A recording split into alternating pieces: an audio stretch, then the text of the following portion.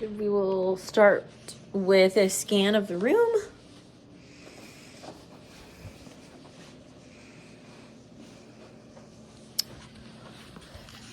Get our camera in place.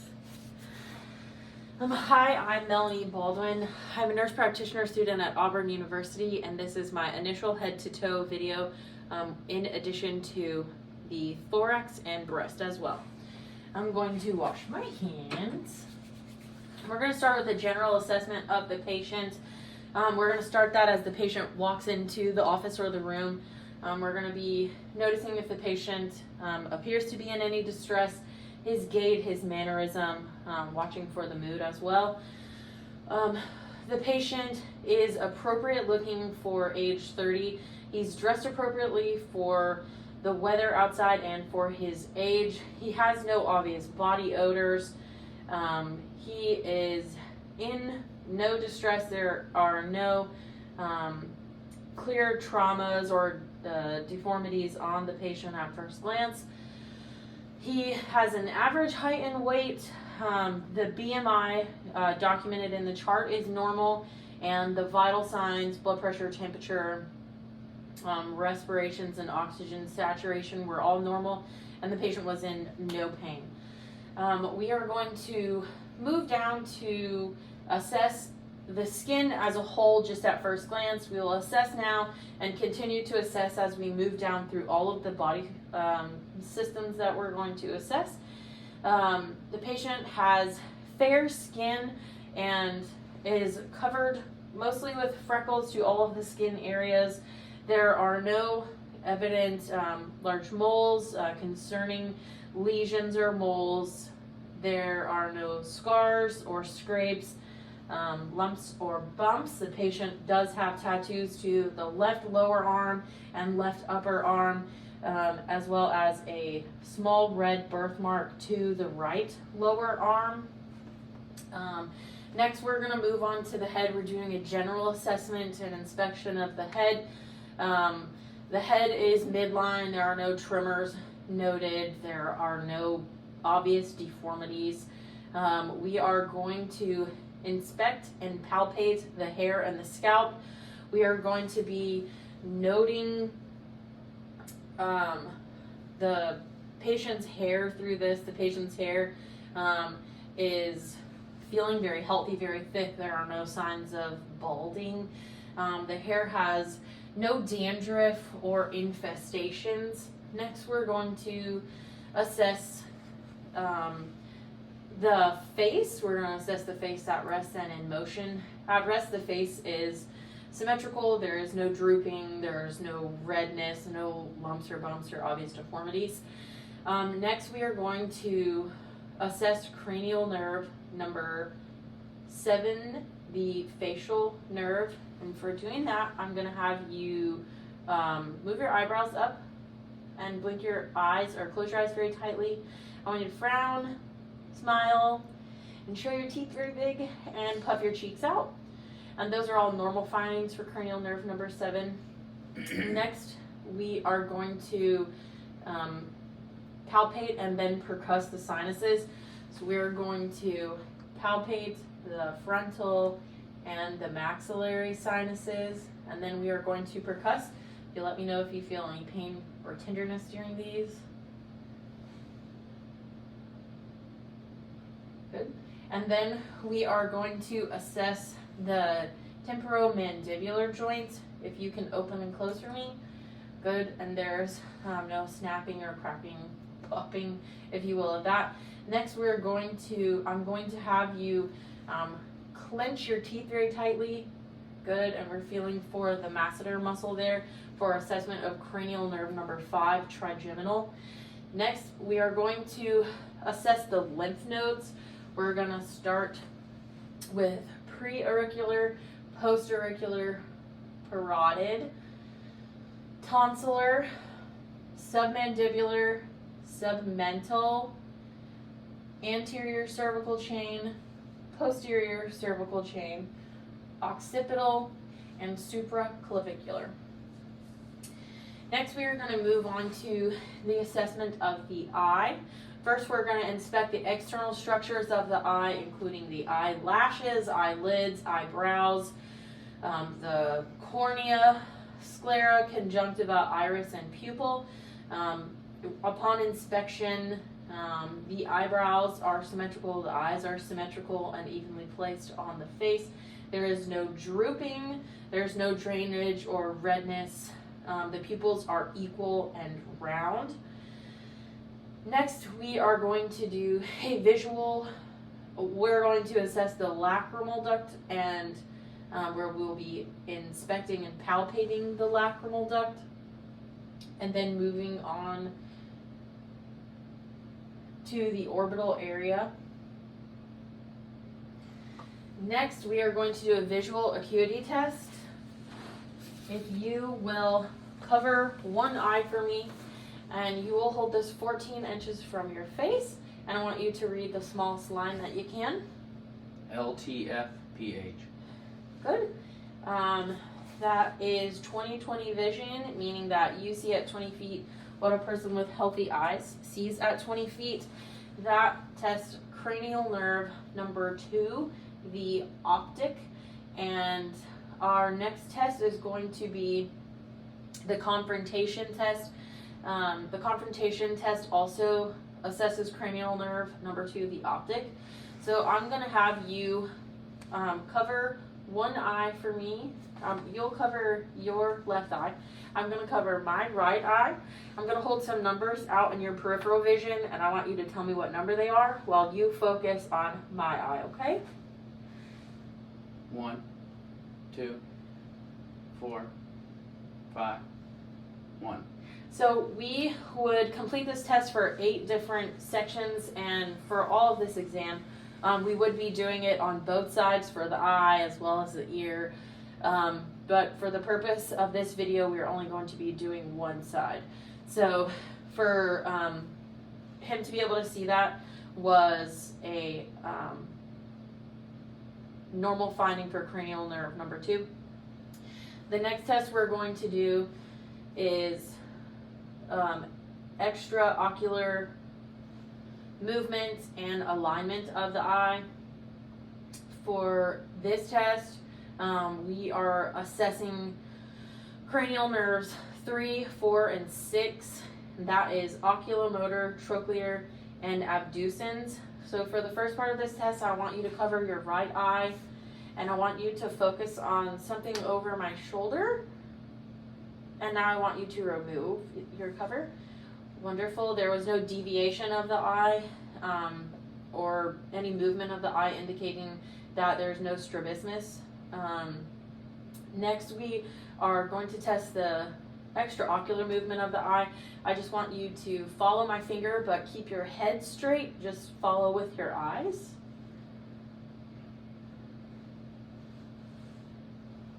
Good. And then finally, we are going to test the corneal light reflection. So we will shine the light at the nose, and the corneal light reflection is equal and in the same spot in both eyes, which is a normal finding. Next, we are going to test the direct and consensual pupillary response. This is testing cranial nerves 2 and 3, and that is optic and oculomotor. So we're going to start by coming in, shining a light into the eye, and watching the pupil constrict, and as the consensual reflex as well, the other eye is going to constrict as well with the other one. And for the final test, we are going to be doing an inspection of the lens and the fundus of the eye. So we are going to come in, we're going to turn our light on to make sure it's working, and then we will double check to make sure we've got clear vision in here. We are going to elicit the red reflex of the eye, and then we will make sure it's clear and follow the red reflex in. If you need to blink at any time, please feel free.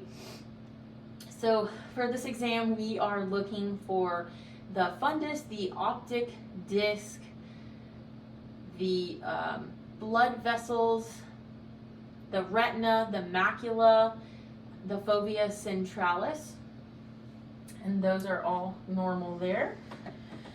So next we will move on to the ears. We are going to be testing cranial nerve number 8 with this next test, that is the vestibulocochlear. I'm going to have you turn and face the camera for me. I want you to plug your right ear. I'm going to whisper some words over your left shoulder. I want you to tell me what they are. War Eagle. I love you. And now you're going to turn and face me again. The next test we're going to do is called the Weber test. This is also testing cranial nerve number 8, the vestibulocochlear. I'm going to strike this on my hand, put it on your head. I want you to tell me if you hear it in one ear, both ears, or neither. Both ears. Good. The next test we're doing is the Rhine test. I'm going to strike it. We will place it on your mastoid bone, and you'll tell me when you stop hearing it.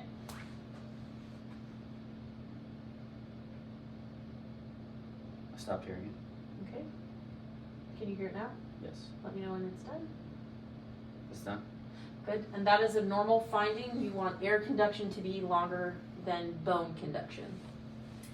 So then we are going to do an assessment of the ear. We are going to start by doing an external inspection and palpation of the ear.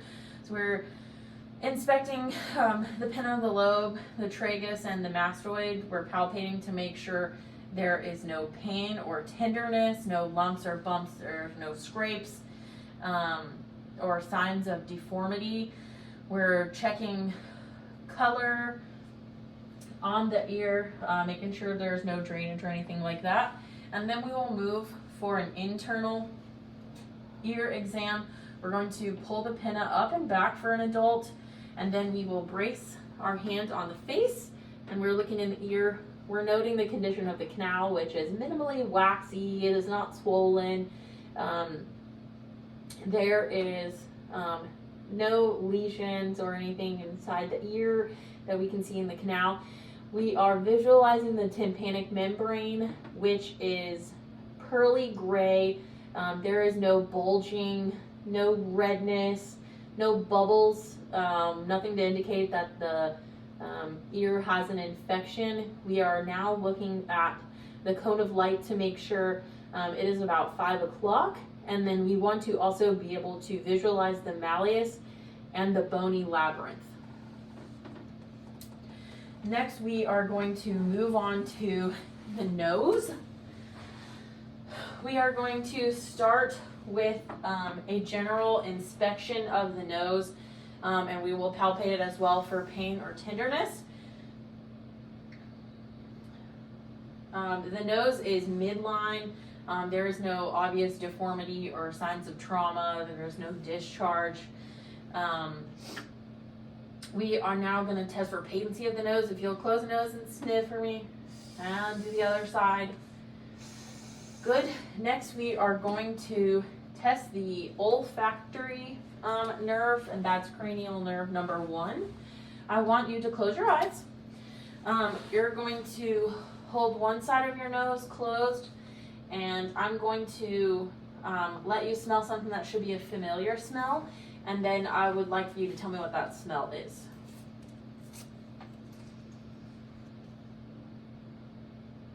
Alcohol swab. Good. That is a normal finding for cranial nerve number 1. Next, we are going to do an internal exam of the nose. So we're going to be looking to make sure the septum is midline and not deviated. We're going to head into the nose. We're looking at the mucosa of the nose, making sure it's pink and moist.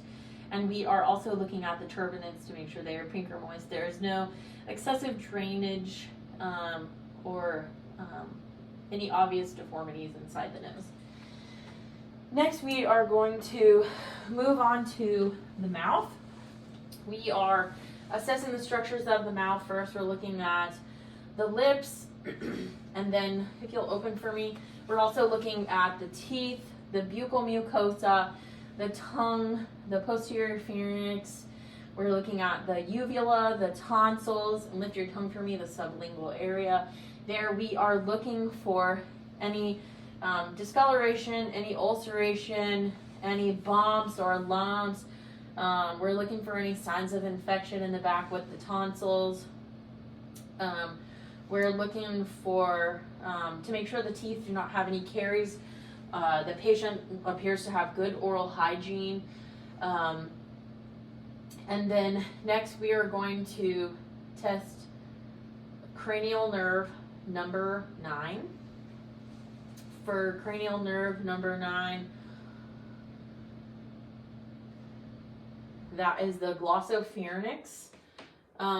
We are going to have you open your mouth and you're going to say ah. Good, and we're seeing movement of the uvula. And then we are going to test the gag reflex. That is testing cranial nerve number 10, vagus. Oh, good. Okay, good. Sorry, those are both normal findings of cranial nerves 9 and 10. You okay? Mm-hmm. Okay. And then we are going to test cranial nerve number 12, the hypoglossal. We're going to do this with listening to the patient speak and articulate. I want you to say, over the rainbow goes the little doggy. Over the rainbow goes the little doggy. Good, wonderful. Next, we're going to do assessment of the neck. We're going to start just by looking and inspecting the neck, and then we'll palpate. So the neck has no obvious deformities. It is midline. It's generally well appearing, not discolored or any signs of trauma. We are next going to feel that the trachea is midline, and it is. And next we are going to have the patient turn, and we're going to go behind them to assess the thyroid. You're going to come behind the patient. We're going to displace the trachea and feel for the thyroid. Good, there's no swelling or any unusual bumps or lumps there. And then for our last cranial nerve 11, if you'll turn back this way for me. Cranial nerve 11 is the accessory. I'm going to place my hands on your shoulder. I want you to shrug. Good. And then turn against my hand. Good. This is a normal finding of cranial nerve number 11. So that is all for HEENT. Now we are going to move on to the lungs. So you are going to assess the patient's skin color. For this exam, we would have him disrobe, but for the purpose of this video, we are just going to keep his clothes on for modesty purposes. You would be looking at your patient to see about their skin color, is making sure it's pink, making sure they look like they're perfusing well. We're going to assess on the front and on the back side of the patient. We are looking for any scars or marks or signs of trauma that we would associate with a lung issue or surgery or trauma. We are also going to be looking, we're going to watch the patient breathe anterior and posteriorly as well. We're going to be watching for any retractions, making sure the patient is breathing comfortable. Are you short of breath today? No. Okay. Is the patient using any accessory muscles? Is there any nasal flaring? He is breathing very normally. He's not to look to be in any distress or uncomfortable. Next, we are going to lift the patient's arm, and we're going to assess for the 2-to-1 ratio of the chest to the back. And that is a normal finding there. Next, we are going to, I'm going to have you turn towards the wall for me. I'm going to have, we're going to test the expansion of your chest. So we're going to go to about the 10th rib, and I want you to take a deep breath in. Good. So for this test, we are monitoring to make sure that the ribs are rising and expanding equal bilaterally.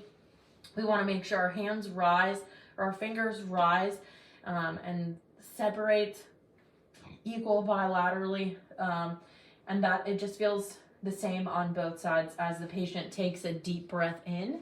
Next, we are going to listen to the patient's lungs. So we would do this for both sides, to listen to both lungs on the left and right side, but for the purpose of this video, we're only going to do one. When you feel my stethoscope on you and moving, I want you to take a deep breath in.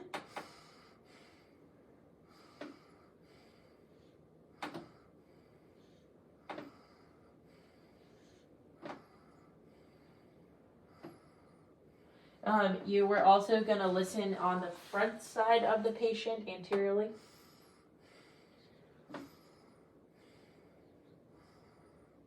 And if you hear any breath sounds other than clear breath sounds, you are also going to listen with the bell of the stethoscope. You also want to palpate the patient's chest and thorax just to make sure there are no lumps or bumps, or that you would be lumps or bumps or any pain, excuse me. Okay, and the next test we're going to do is tactile phrenitis. You're still going to face that wall. Sorry about that. I want you, every time you feel my hands move, I want you to say 99. 99, 99, 99, 99, 99. Good, and we are feeling the vibrations equally bilaterally. That is a normal finding. And next we are going to percuss the lung sounds. So again, we are going to do this one on both sides, and we're going to compare what we hear.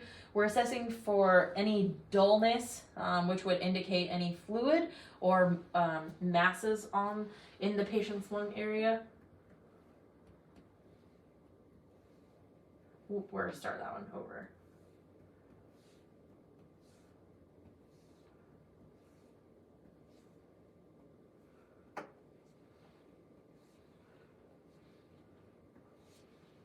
Good, and we are wanting to hear resonance throughout, which we did.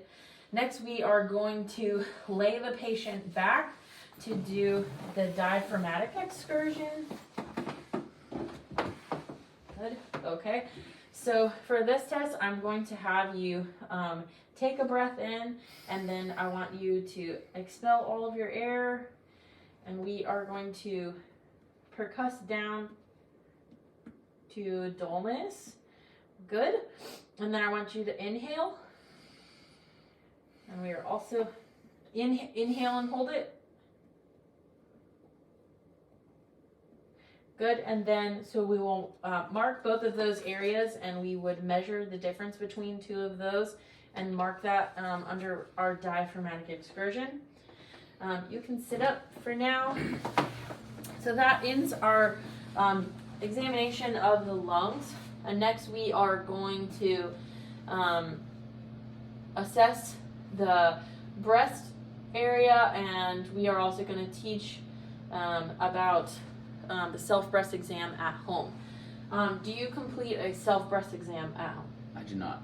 Okay, so even though you are a male, you should still be giving yourself a self-breast exam at home, especially since I noticed in your chart you have a familial history of breast cancer. So at home, we want you to be assessing yourself and doing your self-breast exam at the same time every month. This is especially important for females as they progress through the menstrual cycle.